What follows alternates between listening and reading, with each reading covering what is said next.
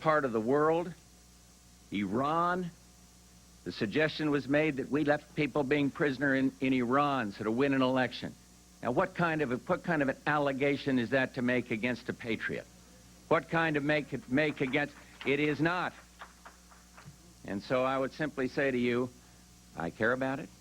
We are trying, and we're going to continue to try. And I understand the divisions here. I understand the divisions we hear in these hearings. I understand the agony that people feel. But I would also like to ask that you understand where I'm coming from on this issue, and I think most of you do. And I'm going to continue to try.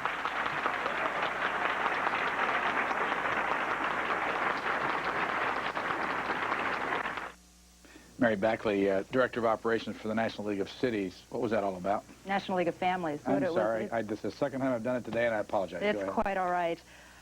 What it was about was a few family members, handful of family members who are supporting another organization, who also are members of our organization, were exerting their frustration over the lack of results against the President of the United States. What's more important to note is that the President's policies are the strongest policies we've had with regards to the POWMI issue since it has occurred in the 70s. It's an issue that is a matter of highest national priority. It's being pursued as such. The vast majority of families who attended that conference, which were 600 plus, were mortified over the irrational actions of a few and have made it quite clear in numerous letters to the President that they most certainly did not represent the majority of the family's views as to his actions on this issue. Now, what's the National League of Families? How big is it? We are comprised solely of POW-MIA family relatives, over 3,800, as well as returned Vietnam POWs. We were incorporated in May of 1970 in the District of Columbia, and our threefold objective is quite simple. It's the same today as it was when incorporated. The return of all prisoners, the fullest possible accounting of the missing, and the repatriation of all recoverable remains of those who died while serving in Vietnam. What's your connection to the war? My connection is that my father served in World War II. I've known a great number of individuals who have served in Vietnam, and because of the lack of the educational system teaching Vietnam when I went to high school and college, I never had a clear-cut education on it. I have learned a tremendous amount since being with the League since 1983, 9 years plus. Full-time job for you? Absolutely. How many people work at the National League of Families? We have a national staff of 3, which runs the national operations of the organizations. There are coordinators in almost all the 50 states throughout the country who operate on a volunteer basis. They implement the programs as developed in the national office. What's it cost a year to run the organization? That's a wonderful question. I won't deny that the recession over the past years had a tremendous effect on us. I would say it costs probably $500,000 plus in order to implement responsibly and effectively implement the public awareness activities we would like to see throughout the country. There's an organization called the National Alliance of Families, and a gentleman from that organization, Tom Ashworth, is going to appear here in a few minutes. What's the difference between the two? Difference in strategies on how to resolve the issue. It's my understanding that the National Alliance of Families believes there is a conspiracy and cover-up within the United States government currently on the POWMI issue. We don't support that theory. That has been investigated time and time again since 1982. There's been 8+ investigations. The Senate Select Committee now is doing another investigation as a part of that. I think we agree, though, that with regards to what occurred in the 70s, the families most certainly were deceived. They were not told the proper information. They were lied to with regards to incident information, loss of location. There was not a serious effort on the part of the U.S. government in the 70s. That's why we have an issue today. The National Alliance of Families, I believe, not only deals with Vietnam, but also World War II and Korea. Our charter and bylaw restricts us solely to those prisoner missing and unaccounted for in Vietnam. I understand the two you won't pair together? Well, not with regards to appearing together. We most certainly disagree strongly on a number of issues with regards to the POWMI issue. I think, obviously, rather than sitting and arguing for the public consumption, I think the public has a right to hear both views in a very cordial and adult atmosphere. I'm not saying that we banter and we get hostile towards each other, but obviously we are not at all pleased with the performance of some of their members at our national meeting. If they are going to have a meeting, they most certainly have the opportunity to have it at another time or other location, or they can even invite the President to their own meeting if they want to express what they expressed at ours. Were they the ones that caused that difficulty at your meeting? They were supporters of the National Alliance of Families who most certainly were the ones who instigated and initiated the demonstrations against the president. It was encouraged at their meeting, which was held at the same time across the street from our national meeting. So I think fair is fair. Obviously, this issue is an extremely frustrating issue. And if individual organizations have views about whether what the Vietnamese are doing or the current government is doing, then it should be an appropriate form or their own form to express it, not somebody else's. Now, do people belong to both organizations at the same time? Absolutely. There are members, my understanding, there are members that are not only members of the National League of Families, but are also either members or supporters of the National Alliance of Families. However, I go back to our membership. Our membership is 3,800 plus. It's the largest since incorporation. We have an extremely strong following throughout the country, and while we represent other people's views, we are open to other people's views on how to expedite resolution of this issue. We are looking at every possible means that will provide answers for our membership. What does it cost to become a member? There is no cost to become a member. We are a nonprofit 501c3 organization, humanitarian, non-government, contrary to circulating rumors around the country. We are not government affiliated. We are run solely on donations. There is no membership dues to join the organization, and unfortunately, you have to have the honor of being an MIA relative. In your opinion, and I want to ask our other guest here in a moment to give us his opinion, in your opinion, are there living Americans, MIAs, POWs, still in Vietnam? Absolutely. It's been our long-held position that Americans are still alive in Southeast Asia. We base this on a number of reasons. Number one is the discrepancy cases. We have long maintained that men were held against their will at the end of the war and did not return. The Senate Select Committee came out with this startling revelation, as they termed it, a few months ago. That was not a startling revelation to us. It is something we have long believed and known. We base it on the number of live sighting reports that continue to flow in. While it's true that many of the reports have proven to be fabrications, many correlate to Americans who have since been accounted for. There are over 100 active live sighting investigations. More continue to come in. Until we have the access that the Vietnamese have committed to give us, short notice live sighting reports, until they adequately prepare for joint investigations, we will continue to believe that. There is too much information that the Vietnamese are withholding, not allowing us to have access to, for these questions to go away. Until they answer the questions of the men who were last known alive, we will continue to believe that. H. Bruce Franklin, you have a book that you put out this year called MIA, Mythmaking in America. What's it all about? Well, it's about the POW-MIA issue, obviously, which I think is, from the beginning, a completely bogus issue. It was an issue that actually predated the end of the war. It was an issue concocted by the Richard Nixon administration in January 1969 as a way to keep the war going for 4 years so that Nixon could attempt to settle it on his terms. And I don't think one can understand the post-war belief in the continuing existence of POWs in China without understanding that history of how the issue was used to manipulate American opinion for 4 years from January 1969 to January 1973. In your opinion, are there any Americans still alive that are MIAs or POWs in Vietnam? Well, we simply do not have a single shred of verifiable or even credible evidence that any American prisoners were withheld by any of the governments of Indochina after the war.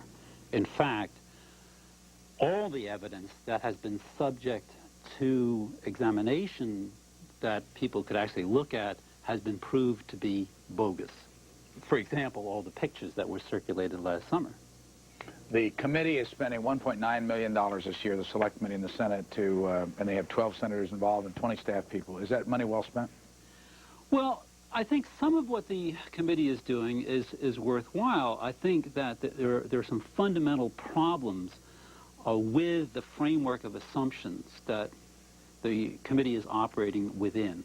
And one has to recognize something about the history of that committee itself, where it came from, what its sources were. And, for example, Senators Helms, Grassley, and Smith were instrumental in helping to create the myth of POWs, which, and I use the term myth in a very specific way to refer to something which has real religious power. These three senators were responsible for helping to create that myth in the 1980s. I mean, just to ask you, do you think that Richard Nixon or these three senators sat down and said to themselves, we want to do this on purpose to fool the American people, prolong the war for 4 years so that more people can be killed or injured or whatever? Well, as far as Nixon, I mean, this is really not subject to debate because the evidence is across the river in Alexandria in the Nixon archives. I mean, it's thoroughly documented there. Literally created this for that purpose. That what they were doing was using this to manipulate the American people. There's a real irony involved here. In 1971, hundreds of Vietnam veterans staged an anti-war demonstration, threw their medals over the fence at the Capitol. One of those veterans was John Kerry, a hero who was wounded. He testified to the Senate Foreign Relations Committee in April. Immediately, Haldeman wrote to the other members of the Nixon White House and in a panic-stricken mode and said that what they had to do at this point was keep the wives in line. That was the quote from this secret document, in order to counter the veterans' anti-war movement. And he got a response 3 days later from General Hughes, who cited Alexander Haig and said that it's absolutely essential that we, quote, keep the wives on the reservation for the next 6 weeks because of the veterans' anti-war movement. And I'm just citing 2 brief examples. The evidence in those archives is overwhelming that this was very carefully staged to manipulate American opinion and to achieve another goal, which was to deadlock the Paris peace accord talks for 4 years. And they did this by demanding that Hanoi and the Southern insurgents release all American POWs as a precondition for our agreeing to begin to discuss terms for ending the war. Now, this is crazy. I mean, it's a preposterous and unprecedented demand. Warring powers figure out how to settle the war, then they exchange prisoners. But what Nixon was able to do with major help from Ross Perot, which I, again, document in detail in the book, was to convince the American people that Hanoi, by not releasing our prisoners as a precondition to ending the war, was using our men as hostages, ransom, and bargaining chips, the 3 key terms of the post-war myth. Mary Backley of the National League of Families, reaction. Where do I begin? Well, I would have to begin with Mr. Franklin's reference to the Nixon administration concocting the POW/MI issue. I cannot concoct cases, documented cases of men who are known to have been alive in captivity at the end of the war. That is not made up. That is true. There is facts. There is credible evidence. There is physical evidence to substantiate that. I cannot concoct or make up the president's reference to all the POWs are home at the end of the war, when that is not a true statement. It was not a true statement when it was made. Obviously, that is not a statement to keep the war going. That is a statement to get the war, get the issue, get the POW/MI issue behind you and move on. That is something that we adamantly demonstrated against. Concocting is a total falsehood in that respect because there's too much documentation that strongly suggests that. Where are these men? Why haven't they been returned home? With regards to the Vietnamese, I have to address the fact is that they are the ones who have the answers. What happened in history has happened. Historians are going to be able to write about that. Obviously, Dr. Franklin and I have very severe disagreements on this issue. However, the League sticks with the facts. We have to stick with the facts. We cannot raise false hopes for the families. Number one, we have to deal with the fact that men were known to have been alive. They have not come home. There is live sighting reports.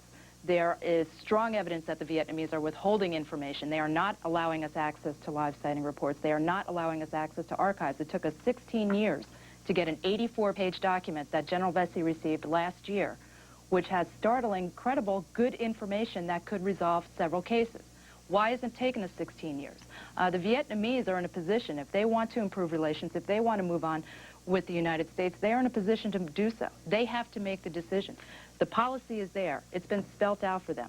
They have continued to manipulate this, the American people, and the families. Dr. Franklin's going to be with us for a lot longer than our guest, Mary Backley, so we're going to take a phone call here. We'll give you plenty of chance to respond. Virginia Beach, Virginia, go ahead, please. Hello, Brian. Hi. This is to Mary. I have 2 separate things that I want to tell you about. On June the 23rd, Senator Smith, who is the co-chair of the POW/MI committee, in a news conference said that the administration is blocking efforts to obtain information on POWs. He said that the committee has evidence that Vietnam had live POWs as late as 1989. And the second thing I want to tell you is on July the 8th, on the 700 Club, it was reported that Richard Allen had testified that in 1981, Vietnam had offered 57 live POWs for $4 billion, and that President Reagan had turned him down. On that same program, a former Senate staffer, Bill Hendon, H-E-N-D-O-N, reported that the committee was destroying documents, they were shredding documents, and that I would like for you and all of the families to know about that information and check into that. Thanks. Well, I appreciate the phone call. With regards to the United States government blocking efforts, that's obviously an appropriate question for the U.S. government. However, to the best of my understanding, the President has just signed an order, an executive order, authorizing the declassification of all POW-MIA information, with the exception of information that has to deal with ongoing negotiations and intelligence efforts. So I don't call that blocking. It's actually, I've attended many of the hearings that the Senate Select Committee has had, and Senator Kerry, in addition to speaking to our families at our annual meeting, emphasized that the President has been extremely cooperative on the POW-MI issue and very supportive in helping the committee in whatever capacity. What would you do if this committee decided at the end that there are no living Americans over there? Well, that's a big fear for us, because a committee of Congress cannot resolve this issue. The families have lived through the subcommittee chaired by Congressman Sonny Montgomery in 1978. They lived through the Woodcock Commission. Both of those committees or commissions concluded that no Americans were alive in Southeast Asia. In addition, the Sonny Montgomery Select Committee also concluded that there was little to no chance for further accountability of any Americans. Well, ironically, since that time, over 230 Americans have been accounted for. While it is true we have not seen the return of a live American, with the exception of Bobby Garwood and Robert Schwab in 1983, a committee of Congress cannot conclude this issue. They cannot say whether or not men are there or not. It takes the responsible, serious implementation of agreements that the Vietnamese consistently make for the past 10 years to do something, but they don't implement them. And it's going to take the Vietnamese to resolve this issue and their serious cooperation. Well, I'm glad you brought up the Montgomery Committee, because Sonny Montgomery was the member of Congress absolutely most vociferous in the belief in live POWs. He persuaded the House to set up this committee. They conducted an investigation for 15 months, which in my view in many ways is a better investigation than the one presently being conducted. And the proof of that is in the 5 volumes of hearings. Montgomery ended up, after being absolutely convinced that there were live POWs there, completely convinced that there were no live POWs. He did not say, as you claimed that he said, and it was in 76, not 78, that there was little or no chance of further accountability. What the committee concluded was that there was no possibility of a complete accounting. This is impossible in a war. It's never been true in any previous war. They asked for the discrepancy cases. The government at that time was saying that there were 56 or 54 or 53. They had 3 different numbers. They had only 36 discrepancy cases. Of those, there was evidence of capture only for 11. The committee concluded that one of those was still alive, and that was Robert Garwood. Mm-hmm. And so the committee has been proven to be right in every single conclusion that it drew, published in 1976, and the hearings themselves are just a mine of information that information that was gathered when the trails were warm, not after two decades of the myth-making process, which I describe in the book. The committee also, well, I'd be glad to share with you the report, which I'm sure you have seen, where I can most certainly reference where they say there is little to no chance for further accountability. With regards, complete accountability. Oh, we totally agree with that. The families are not unrealistic.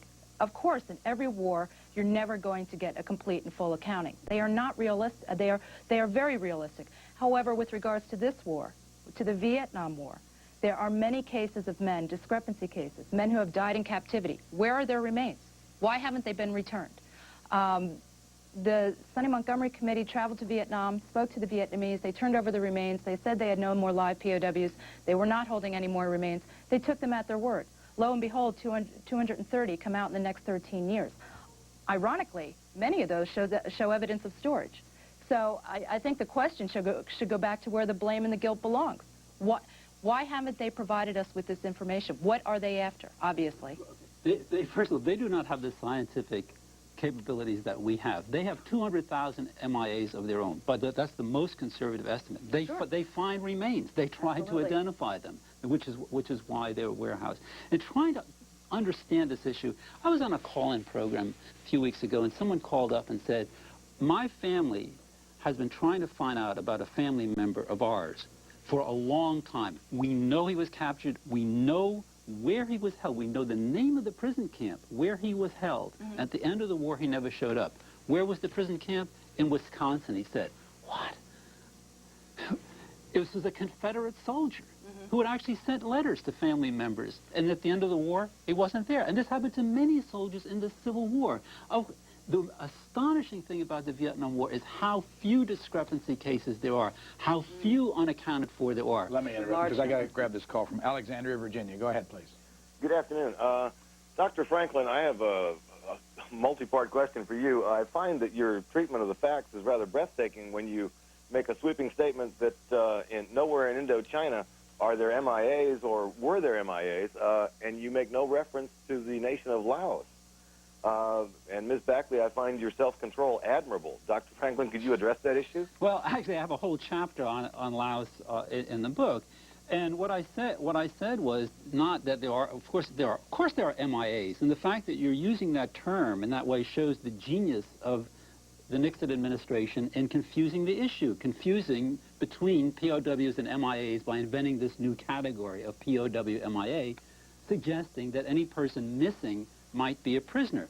Of course there are people missing in any war. My answer to the question was not, no, there's definitely nobody there. My answer to the question was that there is no verifiable or credible evidence. There is no way possible to disprove the existence of something.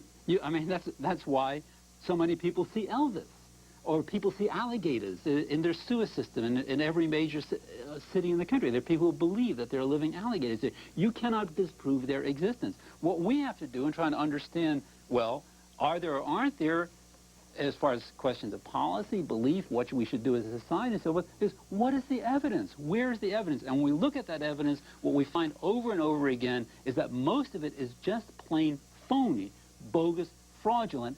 Some of it is mistaken, and some of it just has not been resolved, such as the 109 unresolved live sighting cases. Mary Backley. There is also disagreement with regards to the number of discrepancy cases. I've heard numbers bantered about from 135 to 109 to 45. There's a tremendous difference in people's opinions with regards to numbers. We know that the Vietnamese can resolve cases, hundreds of cases, if they make the decision to do so. Again, I go back to the facts. I go back to the men who were known to have been alive in captivity at the end of the war. I go to the fact that Vietnamese... How many are we talking about? Sir, it's more than a handful. I can tell you that much. It is more than a handful. We have discrepancy cases of men. Many families are involved. The Senate Select Committee... 11. We're talking about 11 No, we are not, cases. sir. The Senate Select Committee themselves has brought it down to, I believe the numbers was 135, that the Vietnamese most certainly should have information about. Now, that's more than 11. Now, with regards to the remaining families, there is a tremendous amount of questions that remain. Granted, I go back to the reality that the families do not expect a complete accounting, but they also expect an answer. What we are asking, I note over the past 3 years, we have 18 joint operations with Vietnam. That's a tremendous amount of PR they have gotten. How many Americans have we accounted for as a result of those operations? Only 5. Got to take one more call, and then we have to let Mary Backley go. Mission Viejo, California. Go ahead, please. Yes, how you doing today, Brian? Fine. Go ahead. I wish that you could have got Senator Terry or the staffer to take some questions, because I've contacted their office. Senator Kerry will be on in about an hour. Over about the last 7 or 8 months, I've been calling them back and forth, and I have some information. I was stationed in Vietnam, and I went to Bangkok, Thailand, and the CIA and American Embassy tried to recruit me to go train troops in Cambodia. And you call them, and they tell you they're going to call you back and get your statement and everything, and that's all you hear of it. That's the end of it. I guess there's just certain things they don't want to talk about. And I hope that Mrs. Backley, sticks with it, because they're still covering up a lot of things. I mean, I have a friend I haven't seen in 23 years or talked to, and he could have confirmed it through him what happened. All right, thanks. Caller's name? I do not, but my recommendation to you is that you have the caller call you at your headquarters. I certainly hope the caller would follow up and call me at 202-223-6846. I am most interested in following up on that information. 223-6846. 202-223-6846. Go ahead. You have anything more you want to say to the caller? No, I would like to, again, follow up. With regards to the cover-up, again, I refer back to my previous conversation, my previous comments with regards to the issue itself. I think if it wasn't for the lack of seriousness, the lack of adequate attention, and the deception that was to the families, we would not have a POWMI issue today. If we had the seriousness with which the issue is being addressed today, back in the 70s, I don't think this issue would exist. However, we don't. So we have to focus on what we have. We didn't, so we have to focus on what we have today. We have to focus on the increased assets, the increased resources. You can put either 100 men or 1,000 men on the ground in Vietnam.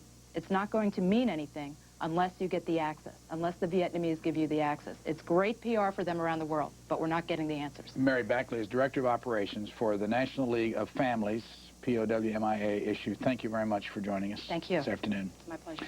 Professor Franklin will be with us for a little while longer, but we're going to take just a short break so we can ask our other guest, Tom Ashworth, who's with the National Alliance of Families, to join us. As we said earlier, we had a viewer response line back during the Memorial Day first running of Vietnam Revisited. We heard from over 3,000 people. Here is a bit of what some of them had to say at that time.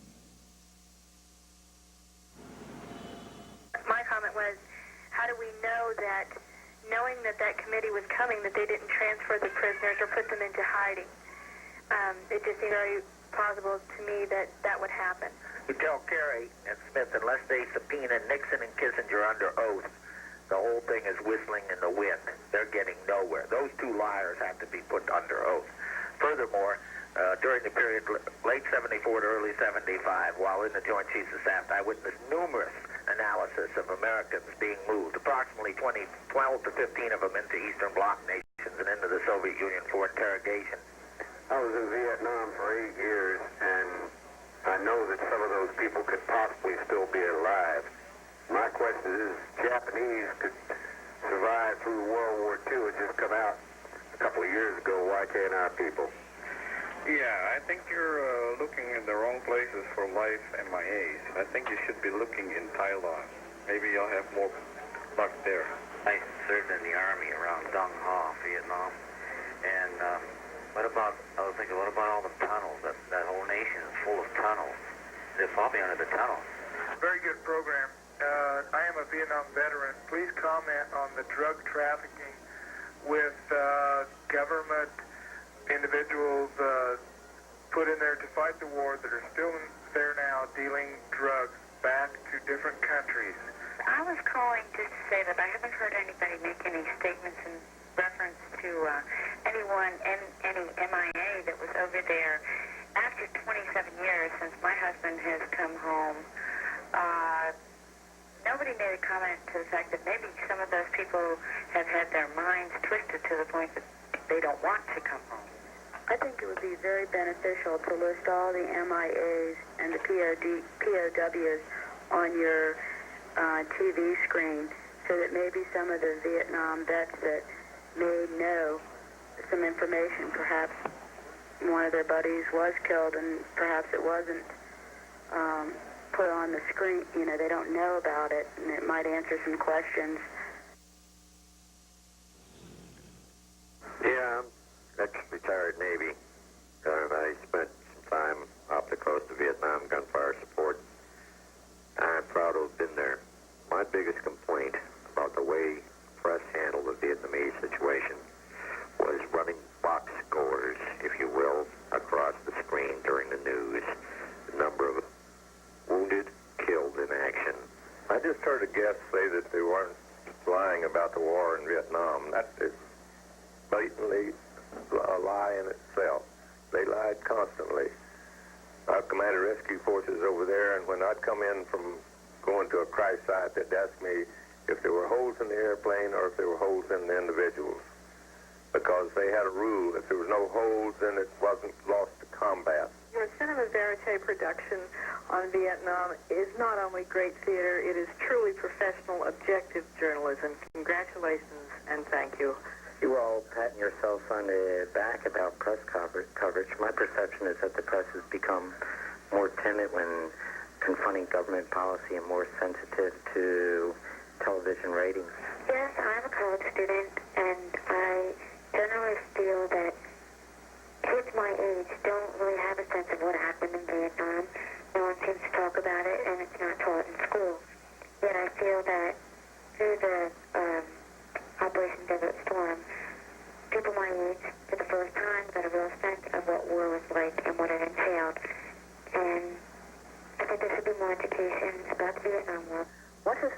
really learned in dealing with the United States government after Vietnam? How many reporters could attend a White House press conference today and ask any questions of the president?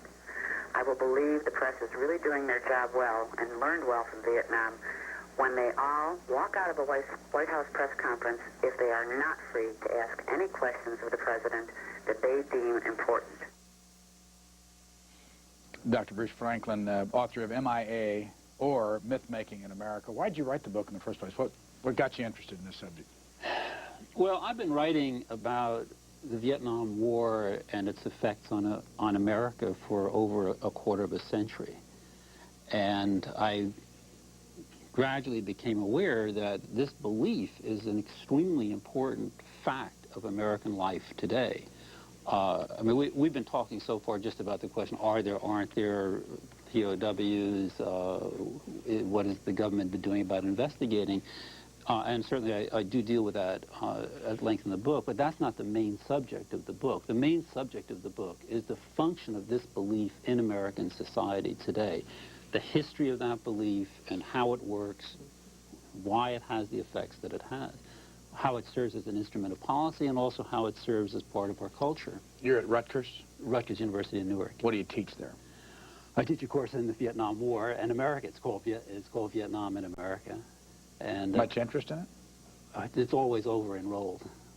The only problem is finding a room to fit How come a large number of students. So often when I ask the question of people all over the country who are in schools and high schools and colleges, they say they don't know anything about the Vietnam War? Well, that's one of the things I deal with the very first day of class. I mean, I ask the class, when did they become aware of the war, and to what extent did they learn anything about the war during their schooling? And typically, I would say we're talking about 1 or 2% of the students have actually had any contact with the war in the classroom prior to choosing to take this course. What's the impetus for them to take your course then? Well, it's quite mixed. I mean, this year I noticed I just got the roster. There's several Vietnamese American students in there, but there are many people who really are concerned. They're aware that this is very important in American life. I mean, if we look at it, I think we have to recognize that the Vietnam War is not over. That it's not over either as a war between the United States and Vietnam, nor is it over as a war inside our own society. And if you say the words Vietnam War in any group of Americans, you can feel the emotional temperature rising. In your book, you write about CBS 60 Minutes producer Monica Jensen Stevenson and her husband William Stevenson, who wrote this book, Kiss the Boys Goodbye. Was it popular? It's been very popular. And I believe it sold well over 100,000 copies. And its premise is?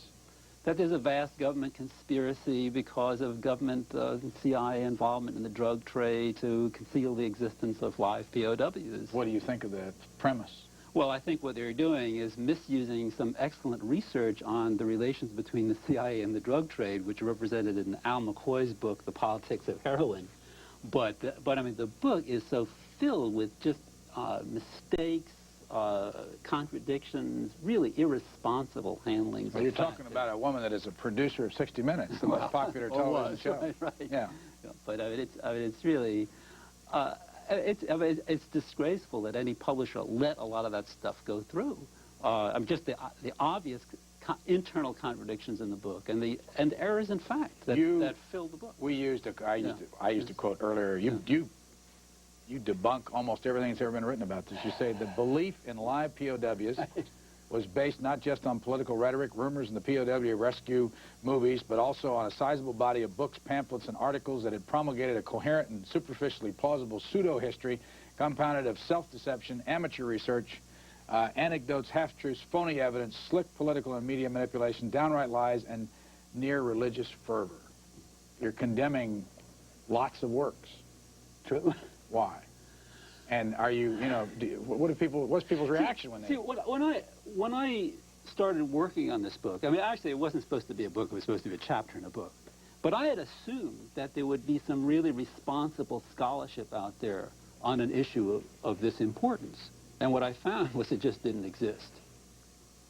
Tom Ashworth. And one of the problems is that the material which is published, although sometimes it has footnotes or endnotes, what looks like documentation, when you go to verify that documentation, you cannot verify it independently, which is one of the tests that you have to apply to a work of scholarship or research. The reader has to be able to go and check that documentation for himself or herself.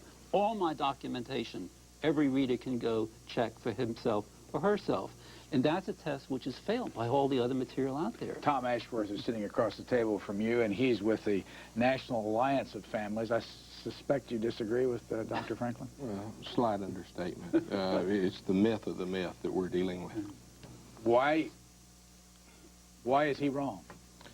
Because he's apparently not a researcher. He's done no credible research. He at times accepts misinformation, outright lies by our Defense Department and presents that as the truth.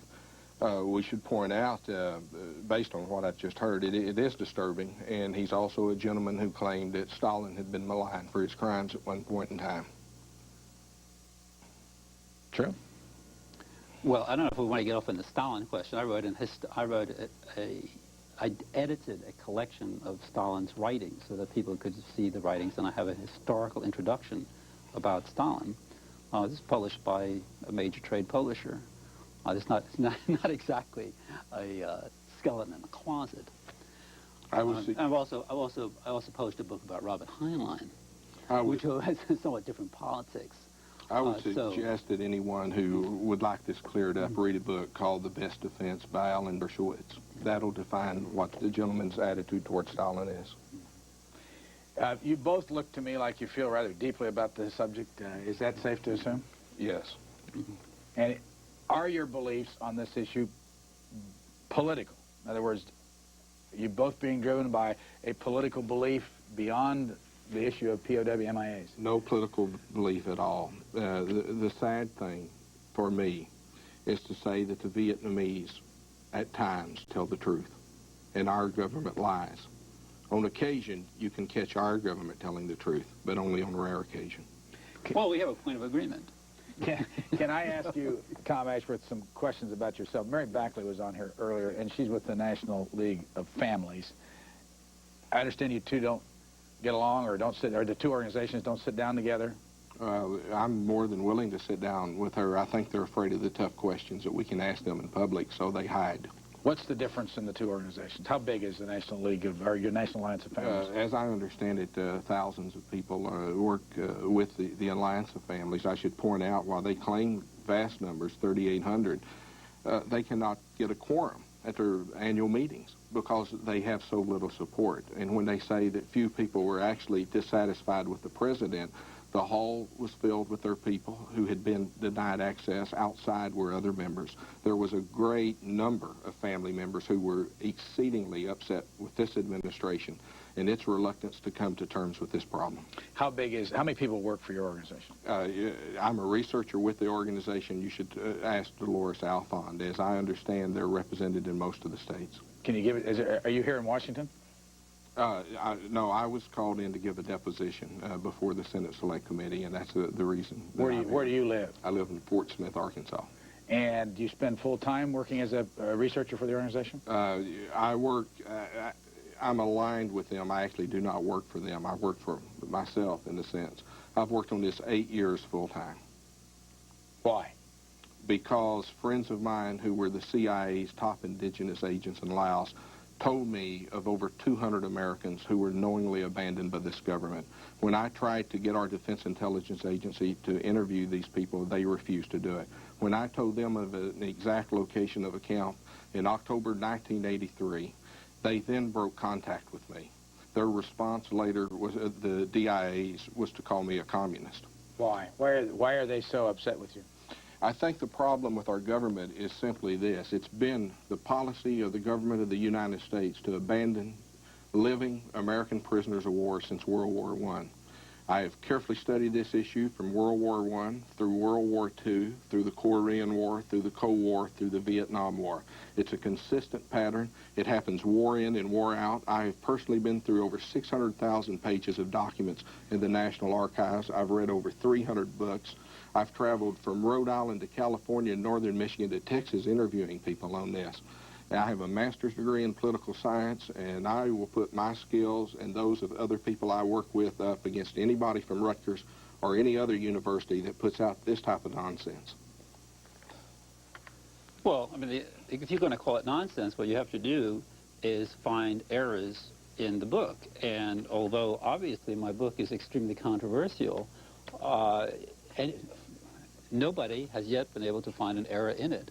There probably are errors, but I certainly feel if you're dealing with a subject like this, you have a responsibility to put your work out in public, to show your documentation, and to do everything you can to make sure your work is error-free and responsible. So, respond to that, please. What exactly are we talking about? I'd like to get back to the issue and not deal with your personal attacks. Let's deal with specifics. I mean, the fundamental question has to be, why in the world would Vietnam hold any Americans after the war? I mean, what possible motive could they have? And so in addition to the fact that we have no verifiable evidence that there are any live POWs, we have an essentially nonsensical and illogical explanation for the behavior of a nation. Mind if I respond to that?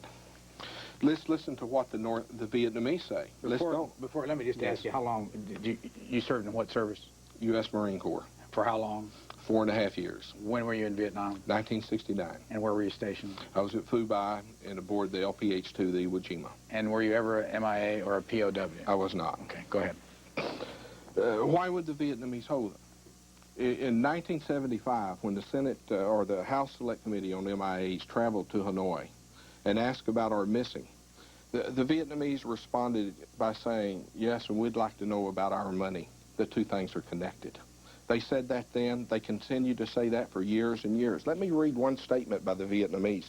And maybe if we can't believe me or our government, let's see if the doctor would like to believe the Vietnamese. This is quoted from a Radio Hanoi English service broadcast, May the 20th, 1977, under the title, quote, Washington tries to shirk the responsibility it has assumed.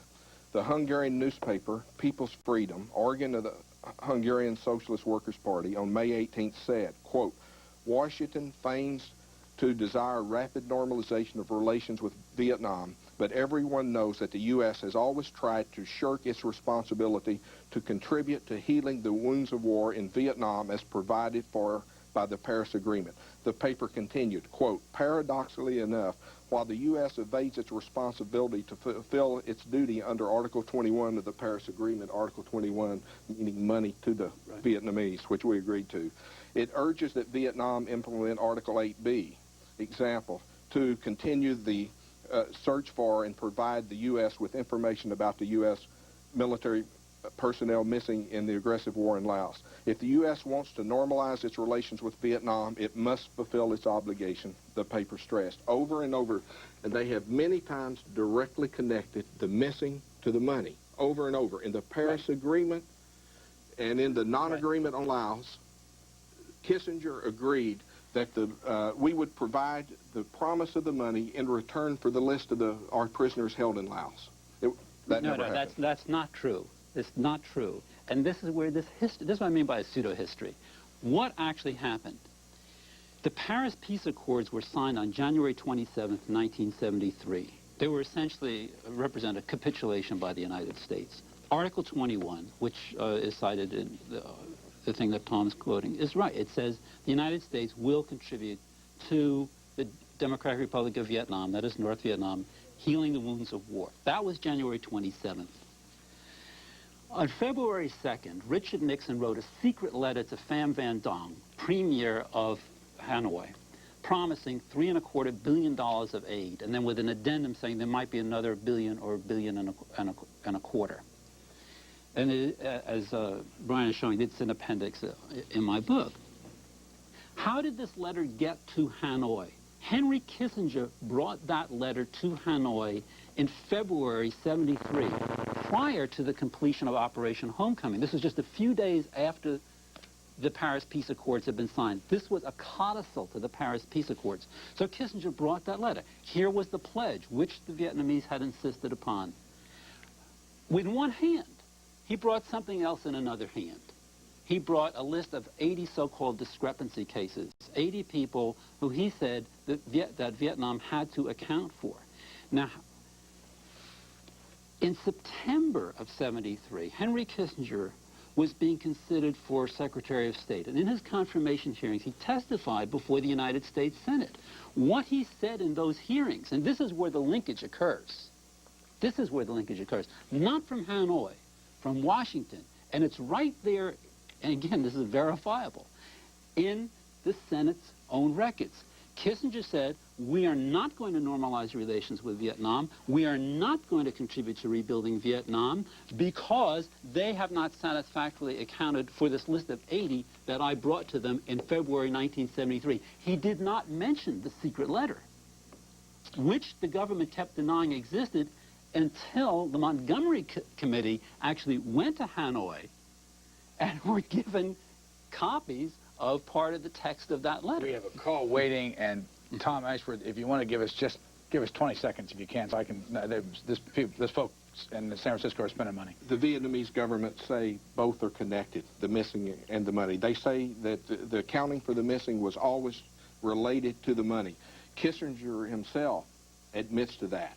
That from his own book, Lee Duc Tho and I had agreed that the message would be delivered on January 30th, 1973, 3 days after the agreement was signed, in exchange for a list of American prisoners held in Laos.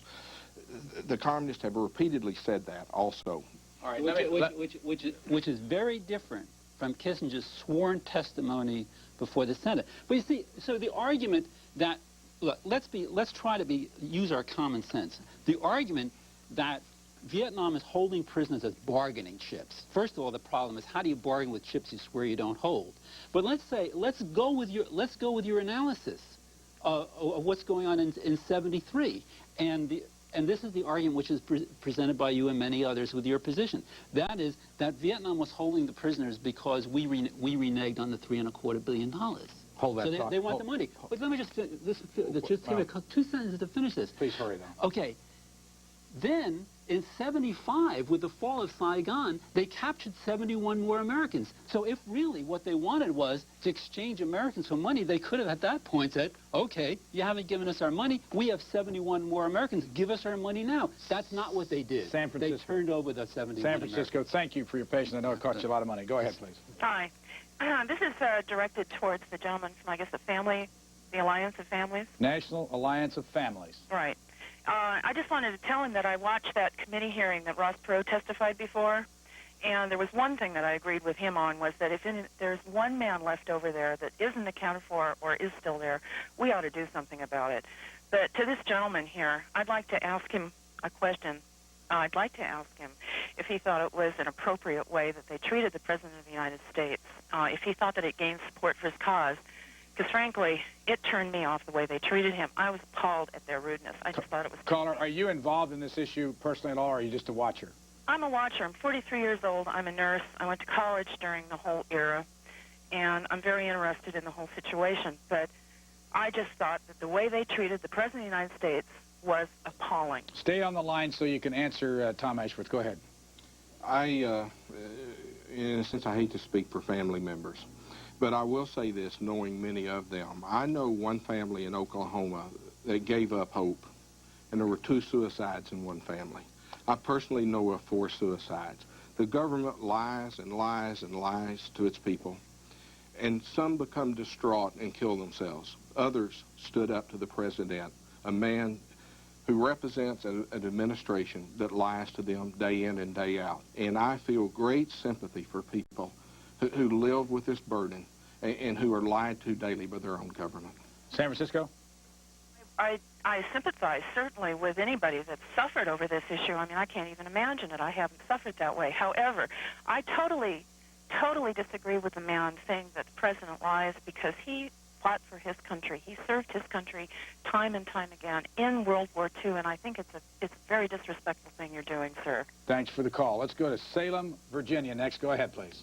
Hi, Brian. Hi. I've been watching your segment all day here today. One admonishment for you: in an earlier portion, you discussed the Vietnamese and the bureaucracy and whatnot coming to this country.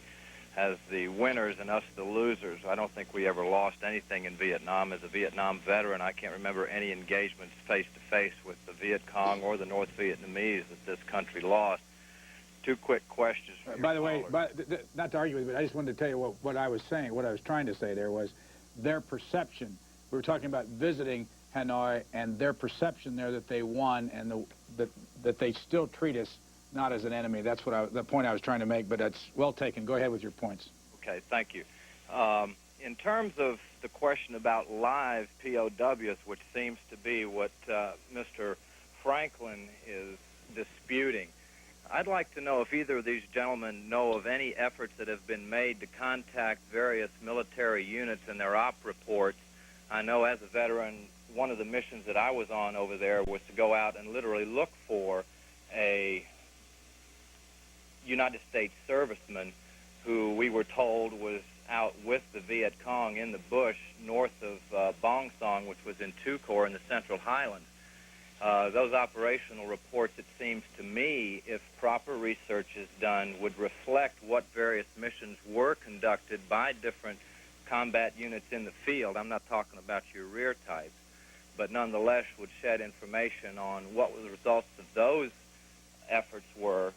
And the same applies to Francis Zenwig earlier. I don't know if this select committee is looking into what actual veterans experienced in their day-to-day field experiences, but I know in my unit there were at least 3 different occasions that we were sent out to, in fact, look for American servicemen who were reported to have been in the captivity of the Vietnamese. All right, sir, thanks.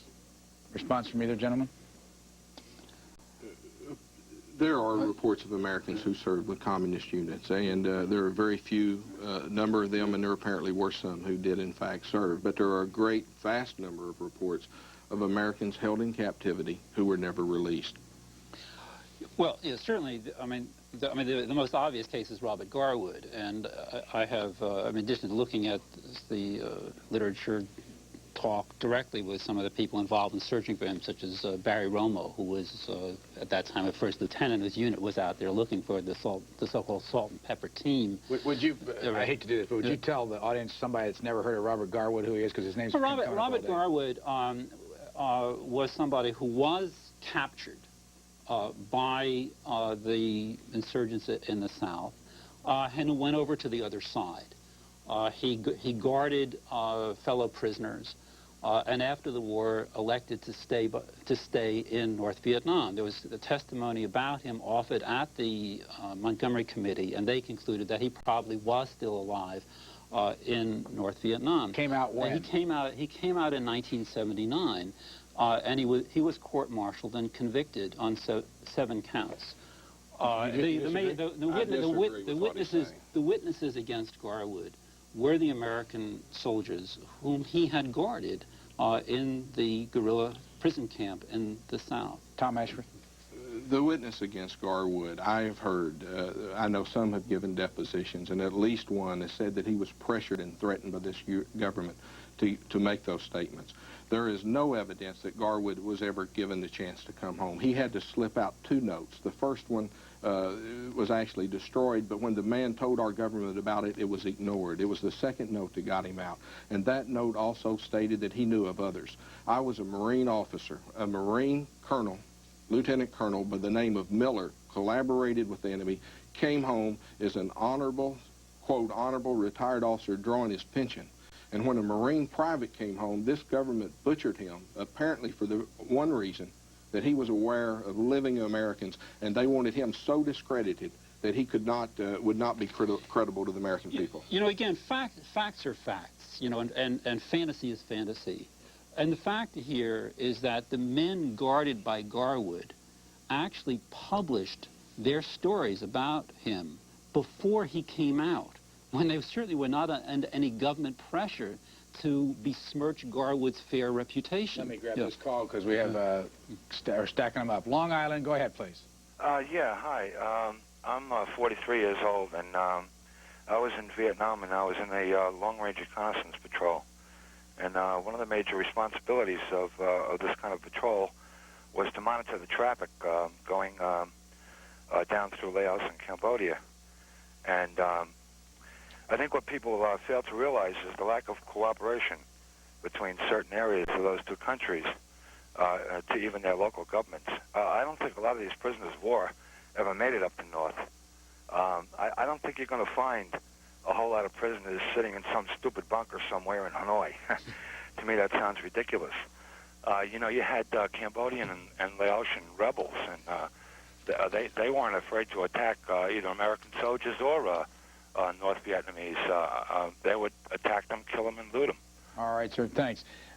Because Senator Smith is on the line, I want to grab this call, and we'll possibly come back and talk about what the gentleman just was referring to. Senator Smith, can you hear us? Sure can.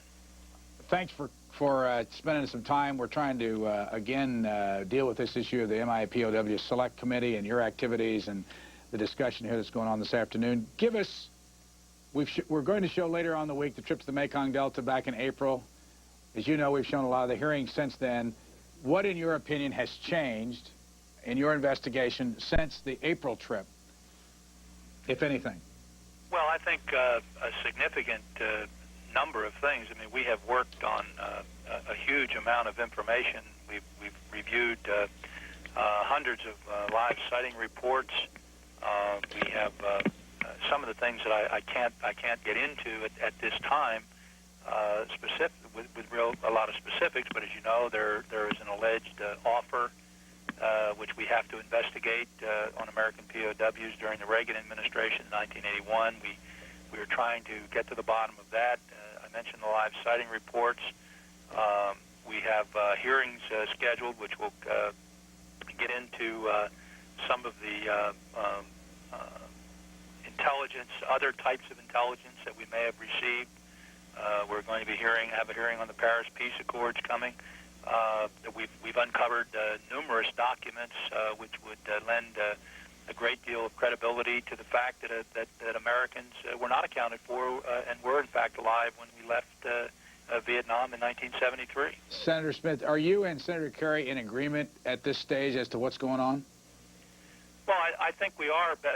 You know, basically, I mean, you can get into semantics and definitions. I mean, I have made the statement, and I stand by the statement, that there is evidence that Americans were left behind. And I think that I will let other senators speak for themselves. I feel very strongly about that. I stand behind that statement, and that not only were they left behind, that they may even be alive today, and that when all of the committee hearings are over, and when the documents and evidence are put out to the American people, I'll let the American people and the reporters decide whether or not what I said was accurate when I said there was evidence. But I'm saying that there is evidence, yes. Are you going to try to reach a conclusion as a committee, the 12 of you together, that everybody stands by?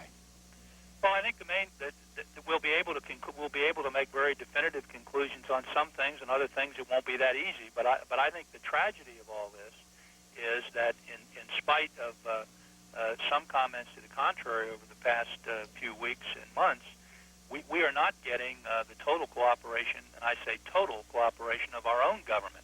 I mean, it is very difficult for us to pry out this information. We are the oversight committee here, but you know, it would be nice if all this information came willingly. Now, are we getting information? Yes, we're getting more information than ever before. We've declassified tens of thousands of documents. But are we getting total, unobstructed, total cooperation? The answer is no, we're not as much as we need. We have to dig, but it ought to be coming to us rather than us having to go to them to get it all. Now, when watching you at the hearings a few weeks ago, you became quite irritated with a group testifying, and you walked up or you had them go to this photograph in which you suspected that the photograph had been flipped, and I'm going to get more confused for everyone if I try to describe it anymore. What were you getting at? Why were you so irritated? Well, because I had asked for imagery of a certain area of downtown Hanoi. The area was called the Citadel. I had requested it several days prior to the hearing. I did not get it. And finally, the day after the hearing started, or the morning of the hearing, I don't recall which, I don't have my notes here in front of me, I received a series of photographs which were not the photographs that I wanted. But anyway, at a break in the hearings, I began to look at those photographs and compare them to some of the live sighting reports to try to see whether they matched. And I couldn't understand why, when people said they turned right see a certain place that, and in fact, you didn't see it unless you turned left. And finally, I realized that the images were reversed. And so it was so stated by Mr. Destad at the hearing that the photographs were simply reversed, much like if you take a photograph and you reverse the negative, if you have a scar on the right side of your face, it'll show up on the left. So that's what they did. Now the question is, did they do that to me deliberately or not? Well, if they did not, and they in fact made a mistake, the question is, were the people who have been debunked, those people who have seen, say they've seen Live Americans, were they looking at the reversed photographs as well? Were they debunked because they couldn't figure out where they were on that street? I mean, this is the kind of stuff that has to be answered. And the bottom line is, a United States senator who requests imagery of an area ought to be given the right imagery. There is no excuse for a mistake like that whatsoever. Let me ask you a question that a caller asked earlier in the day, and that is, do you think there are live Americans hidden under the mausoleum of Ho Chi Minh in Hanoi? I believe that, let me put it this way, we have 7 reports, 7 that I know of, that where individuals talk about an underground facility in the vicinity of that tomb called the Citadel. It's west of Lee Nam Day Street. 6 of those reports are either unresolved, that is, they're under analysis, or they've received no analysis at all by the DIA. Now, those are the facts. I mean, we got a Vietnamese Army officer. We've got a former lieutenant from the Ministry of Interior. We've got a doctor who claims to have treated a Pavan general inside the compound, and it goes on and on and on. My point is, we ought to be the Vietnamese, and I've heard that some on the committee have made statements that the Vietnamese are being totally cooperative. Well, that's simply outrageous. That's not true. If they're being cooperative, let us look at the Citadel. Let us go into that area, and if it's nothing more than an underground water system, as the Vietnamese have said, then fine. But I say let us go in and see that area. Let me go. Let anybody on the committee, the senators on this committee, go and check that site out. That's the way we find out whether or not there are Americans there. Are you going back to Vietnam before the year's end? If they will allow us to have access to those locations, yes. If not, no. Let me ask you a question that's kind of a leap from where we're talking right now. But how do you feel about what's the possibility that after your report is in at the end of the year, that a president, whoever's elected president, will be in a position to drop the trade embargo with Vietnam and go back to normalized relationship? What we have established in this committee in the case of Laos and Vietnam is that they're not being cooperative. They are not providing us the access. I would not give them any of that. I would not give them. I would keep the trade embargo on. I would give them absolutely no business whatsoever, no aid, no anything. The only business we ought to be doing with Vietnam is the business of accounting for these men. And I think once we do that, once we get that access, then I'm more than happy to do it. I think every veteran who served there would agree with me. The point is, we cannot deal with perfidy here. We've got to have the truth. And the people, the Vietnamese and the Lao have not been truthful with us. They have been withholding information from us. They haven't even been candid with us on remains. And we certainly have unanswered questions about live Americans. And as long as these reports continue to surface, we've got to be able to get access to these locations and, frankly, negotiate with them to get the truth. Senator Bob Smith, thank you very much. You're welcome. Senator Bob Smith is from New Hampshire. He's a Republican. He's also one of the 12 members of the Select Committee, MIA POWs in the United States Senate. Gentlemen, any reaction to what Senator Smith had to say? Well, I mean, the accusations against Vietnam are really pretty preposterous when you look at them. And this is one of the things that was documented by the Montgomery Committee, that we have been asking the Vietnamese to account for people, including people who were lost dozens of miles off their coast in the Gulf of Tonkin. We've been asking them year after year to account for people that they could not possibly account for. And every time in the recent history, in the last several years, we've given them list after list. We give them one list, they try their best or make some efforts, they account for some, they help with joint searches, tear up people's houses and villages to dig out remains of planes, and then as soon as that list is more or less accounted for, they're given a very different list. One of the interesting things that has come out of the Senate Select Committee is that there's so many different lists floating around in the Pentagon. The Pentagon itself can't even keep the list straight. So as the Montgomery Committee pointed out, there's every reason for the Vietnamese to think that we are acting in bad faith in this issue. Tom Ashworth. Well, to suggest that houses are being torn up in Vietnam and we're abusing these poor people is ridiculous. They're paid millions of dollars for our, quote, right to go over there. They are blackmailing us on this, and we're paying dearly for it, but we only pay for remains. This government pays to get back Cubans.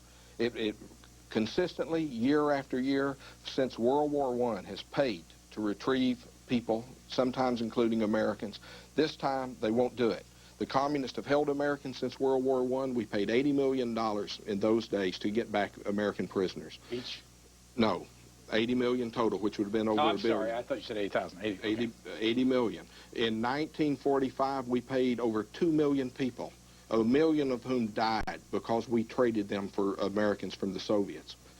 In the late 40s, we paid hundreds of thousands to get back people from aircraft which had been shot down over Eastern Europe. We paid 53 million in goods to get back Cubans. The Americans left in Vietnam should be worth something. Freeport, New York. Thanks for waiting.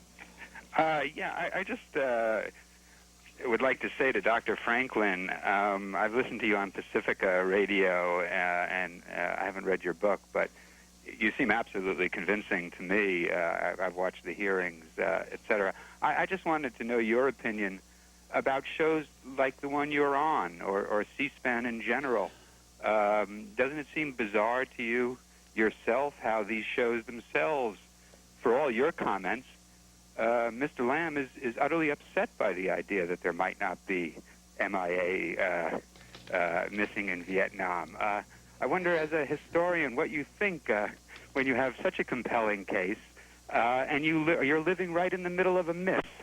I just wanted to know your comment. Wait, let me just ask you. I want to know I was going to speak for you, but where have I shown any upsetness over what? Yeah.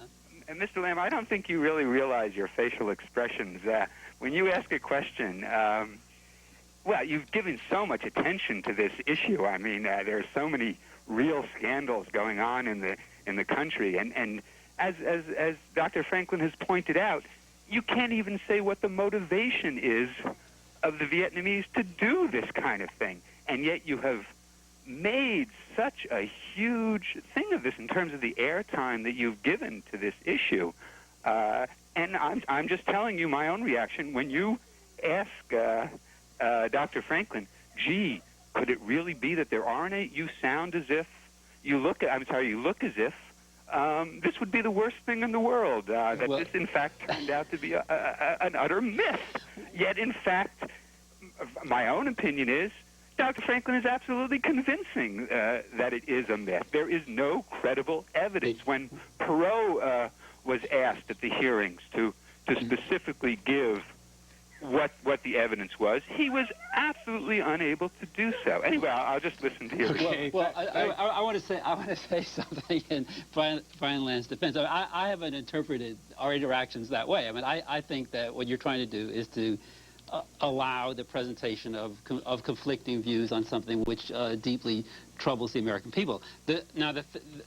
What bothers me about the media coverage is not that finally someone with this view is allowed on, but that it's been almost 20 years when nobody with the view that I'm presenting has been on. There's been a complete media monopoly.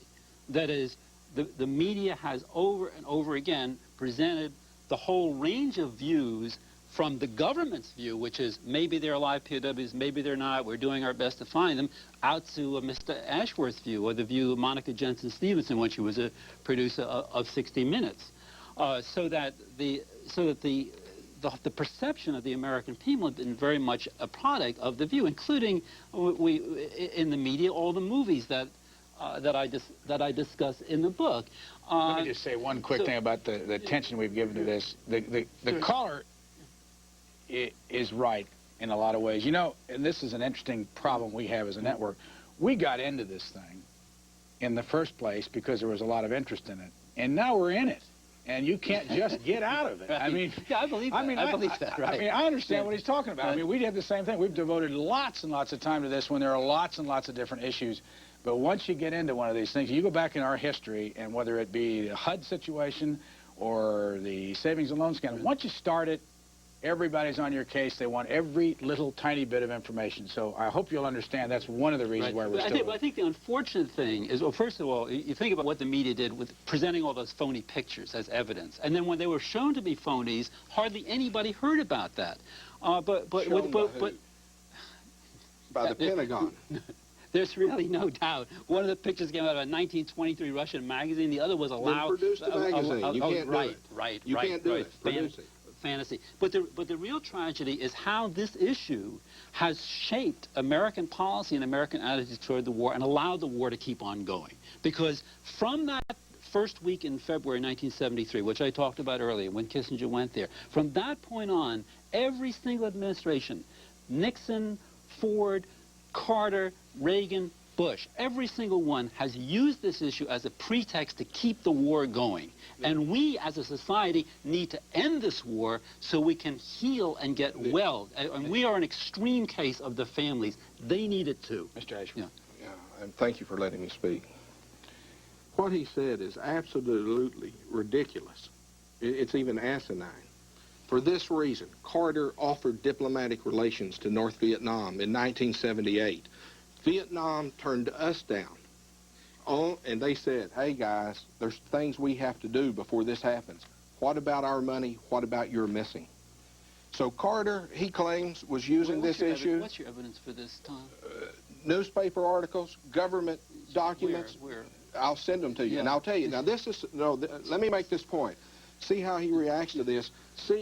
Have a show where you just respond to this one single point and see who knows what they're talking about. One of us is an idiot. I'll cite you a really good source on the question you're raising, which is Paul Mather. Do you want to dispute Paul Mather? Paul Mather is a criminal. Who was head of the Joint Casualty Resolution Center, who knows about as much about this issue as anyone. And he explains, and the documentation for the actual political history is very clear, that in 1978, when Carter was approaching the possibility of normalizing relations with Vietnam, the Carter administration decided that they would not, because China was more important than Vietnam, and they would harm relations with. They would harm. One of us is wrong. That's Test us and find out which one it is, and then point it out. Right. Paul Mather, though, you find out. You produce some. You produce some evidence that the Carter administration... I will absolutely produce that evidence. I should be tested on that. One of us is a literal idiot who doesn't know what they're talking about.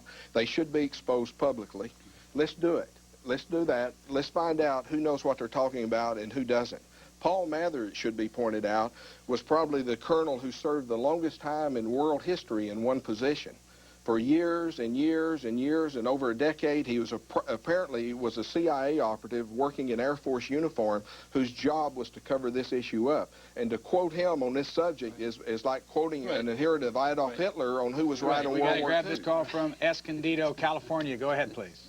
Yes, my name's Todd Wilson. I speak Vietnamese, and I speak to a lot of Vietnamese all the time. With the Garwood case, what I see is America is shutting the door on the POWs. Just say you were a POW trapped over there, and one day they just came over and they unlocked your cases. You're free to go. What are your choices? If you go to the United States, you have the fear you're going to be thrown in Fort Leavenworth for the rest of your life, or your best solution probably would be to keep your mouth shut and stay there. Well, I mean, the Garwood case, once again, this is the one case that the Montgomery Committee was convinced, yes, this guy is still alive. This is the one case of somebody where prior to his reappearance, there was plenty of published evidence that he had, in fact, gone over to the other side, guarded his fellow prisoners, abused his fellow prisoners, boasted of the fact that he was an officer in the other side's army. And that's, again, cited and verifiable in the book. You can look it up yourself. That is published sources by the prisoners that Garwood guarded before Garwood came out. Garwood did collaborate to some degree. I'm not taking up for him on that, but almost every prisoner did. He was a young man, 19 years old, who broke under conditions of horror. How many prisoners had a Kalashnikov assault rifle that they used to guard other prisoners? Garwood was never involved in suppressed people. But let's do something that's verifiable right at this point in time. How many discrepancy cases were there?